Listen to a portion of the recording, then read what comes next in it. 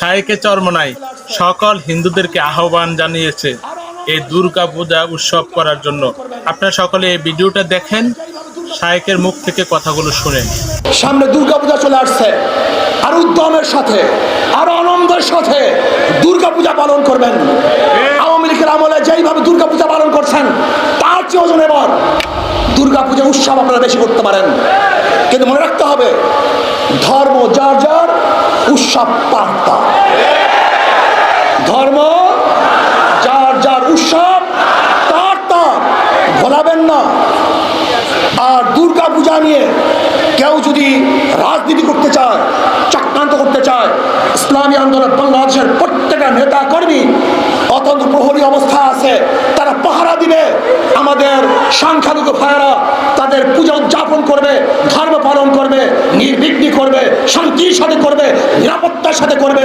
এই দায়িত্ব ইসলামী আন্দোলন বাংলাদেশ কাঁধে তুলে নিয়েছে ইনশাআল্লাহ। ভাইয়ের আমার, ইসলামী আন্দোলন বাংলাদেশ শান্তির এক সংগঠন।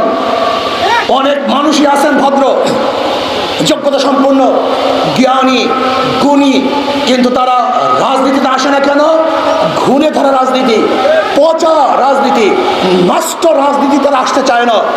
আমি ওই সমস্ত ভদ্র ভাইদেরকে বলবো, আপনি যদি লুকিয়ে থাকেন, এখানে না আসেন, তাই লুচ্চা এবং গুন্ডা বদমাশেরা এই জায়গাকে দখল করে নেবে।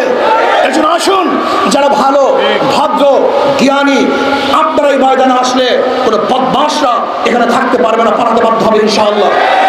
এই জন্য সবাইকে অনুরোধ করবো, আসুন ভদ্র মানুষগুলি যারা হিরক তুল্য, মানিক তুল্য, মুক্তা তুল্য, আর নাসু মাআদিনু কামাআদিন যাহাবি ওয়াল ফিদ্দা, খেয়ালুন ফিল জাহিরাতে খেয়ালুন ফিল ইসলামি যা ফাকিহু, যারা বিশাল বিশাল জ্ঞানের ভান্ডার নিয়ে বসে আছেন, আদর্শ নিয়ে বসে আছেন।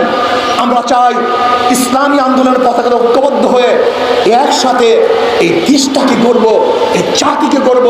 ইসলাম, দেশ এবং মানবতার জন্যই ইসলামী আন্দোলন বাংলাদেশ।